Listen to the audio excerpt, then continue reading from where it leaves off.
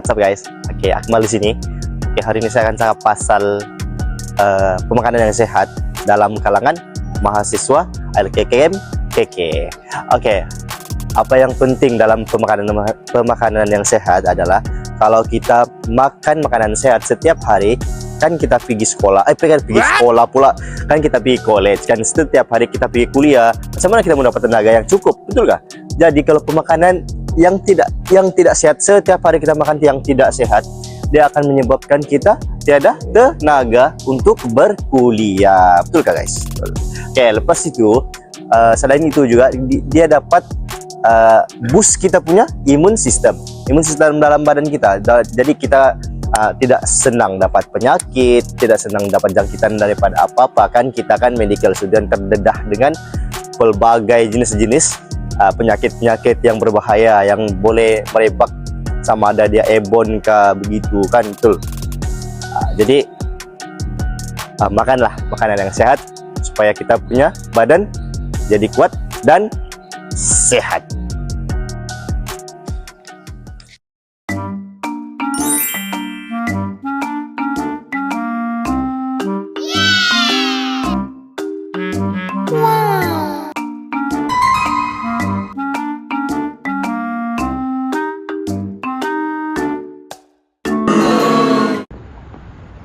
Oke guys, hari ini saya kasih tahu kamu apa kepentingan pemeriksaan secara berkala di dalam kalangan pelajar. Ada 3 poin yang penting. Satu, kita harus meningkatkan prestasi semasa dalam pelajaran. Oke, contoh macam mana? Contohlah kan, kalau kita ni rabun, kita tak tahu, kita tidak buat pun pemeriksaan kesihatan tu, kita ni rabun, baru kita duduk di belakang. Lepas tu kita tidak nampak slide. Oke, kalau kita tidak nampak slide, kita tidak dapat fokus, kita tidak dapat memberi tumpuan, kita tidak faham. Jadi kalau sudah jadi begitu, kita punya prestasi pun boleh drop. Oke, itu yang pertama. Yang kedua, kita harus mengelakkan ketidakhadiran di dalam kelas. Contohnya macam mana? Contohlah, kalau kita buat pemeriksaan tu awal, kita boleh tahu kalau kita ni sakit, kita boleh sudah awal-awal diambil ubat, kita ambil ubat. Kita boleh sudah awal-awal pergi jumpa doktor, di hospital, betul? Jadi kalau kita tidak buat pemeriksaan kesihatan, kita sakit time tu, baru time tu pula kelas yang sangat penting, subjek yang penting, topik yang penting, tapi kita tidak hadir sebab kita sakit, kita ambil MC. Jadi rugi, sia-sia, betul tak? Kita boleh melakukan pemeriksaan kesihatan secara berkala, setiap minggu atau setiap bulan, sebulan sekali. Paling bagus 3 minggu sekali atau 2 minggu sekali, okey? Okey. Terus kamu tertanya, di mana kita boleh buat pemeriksaan kesihatan ni, betul? Sini kamu. Sini.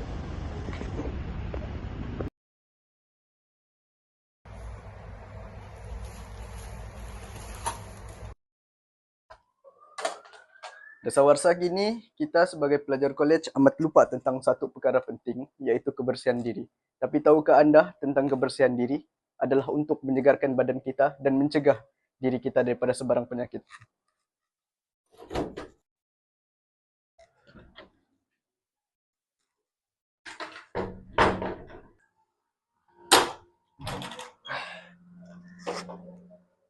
KKM menyarankan kita untuk mandi sekurang-kurangnya 2 kali sehari dan menggunakan sabun antibakterial untuk mengurangkan jangkitan kuman yang tersembunyi di dalam badan kita.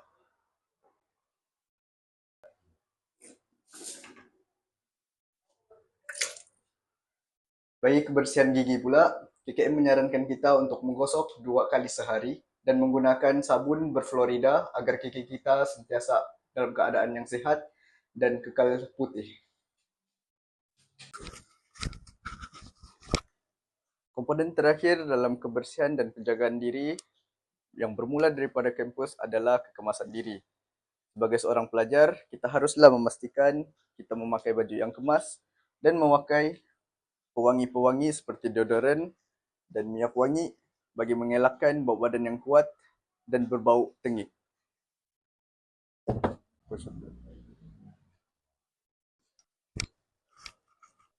Tidur ni amat penting untuk kita punya kesihatan fizikal dan mental.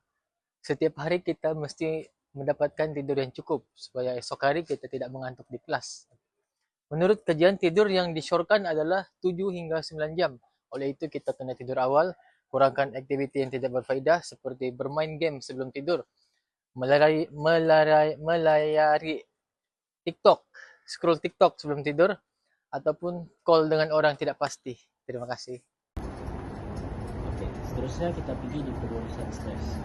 Stres adalah salah satu keadaan yang biasa kita alami, lagi-lagi dalam kalangan pelajar. Stres dimaksudkan dengan satu tekanan mental dan emosi yang dialami akibat pelbagai tuntutan dan tekanan yang berkaitan dengan kehidupan masing-masing lah. Terdapat beberapa faktor yang mempengaruhi stres, apalagi dalam kalangan pelajar. Yang first sekali adalah akademik yang merosot, seterusnya masalah pribadi serta lain-lain lagi. Stres pada zaman kini amat membimbangkan, apalagi dalam kalangan pelajar. Menurut statistik NHMS, peningkatan telah berlaku sebanyak 16,5% pada tahun 2023 dan berkemungkinan besar akan meningkat lagi pada tahun 2025. Walau bagaimanapun, terdapat beberapa cara ataupun langkah untuk kita menangani stres. Hello guys, jadi untuk pemakanan seimbang ni, dia bukan saja kita makan buah-buahan ataupun sayur-sayuran, tapi ianya adalah satu gaya hidup yang sihat dan menyeluruh yang kita akan gunakan garis panduan KKM ataupun polisi KKM dalam kita punya kehidupan seharian. Jadi contoh polisi yang kita boleh gunakan adalah suku-suku separuh. Jadi suku-suku separuh ni adalah dengan kita mengambil suku protein, suku karbohidrat, dan kita lebihkan separuh tu ke sayur-sayuran dan buah-buahan. Jadi mengikut statistik NHMS untuk 2019, satu daripada dua orang Malaysia ni mengalami obesity. Saya tidak obes. Jadi mungkin kamu yang obes. Jadi untuk kita elakkan obesity ni guys, kita makanlah makanan yang sihat. Okey. Jadi jom kita makan makanan sihat.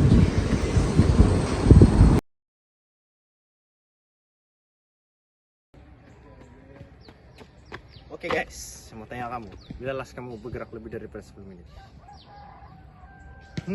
Kalau jawaban kamu pergi ambil pasal di lobi aja, kita mesti bincang.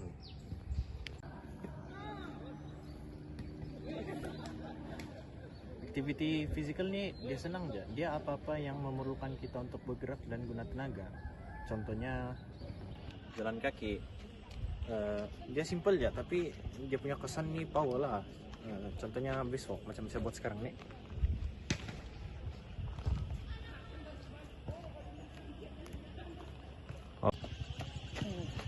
Seterusnya adalah berlari, tapi janganlah tanpa laju, nanti kamu akan ingat kena kejar anjing. Oke? Sambung dulu.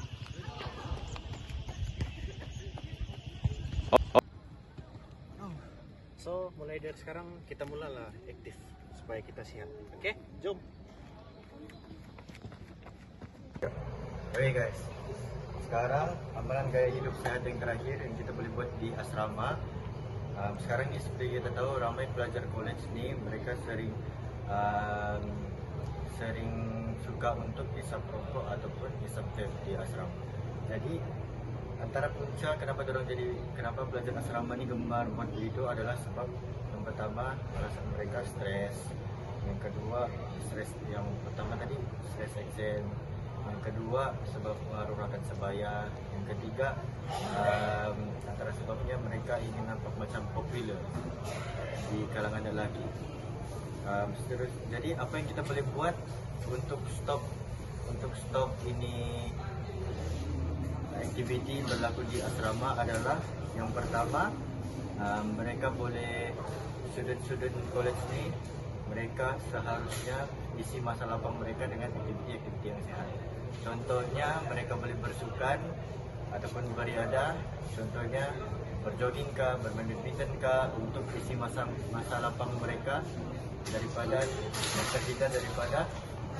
merokok ataupun hisap rokok elektronik pula. Yang seterusnya apa yang mereka boleh buat, kita sebagai student ni kita boleh, contohnya kalau ada kawan-kawan asrama kita ni dorang bawa kita untuk hisap rokok ataupun hisap vape, kita sepatutnya kita cakap tidak lah dekat orang yang bawa pelawak kita. Yang ketiga, contohnya kalau di asrama ni kan setiap student dorang sudah terikat dengan peraturan di asrama. Jadi contohnya kalau kita nampak gerakan ataupun ada orang yang isap rokok dan rokok elektronik itu di asrama, kita sepatutnya ada tanggung jawab untuk lapor kepada security ke, warden ke, guru-guru ke, untuk supaya kita boleh stop itu student daripada menggunakan rokok dan rokok elektronik. Jadi yang kesimpulan yang kita boleh buat, apabila kita stop rokok ni, kita boleh amalkan gaya hidup sihat di antara semua pelajar di asrama, dan juga kita boleh jaga kesihatan diri kita dan juga orang lain.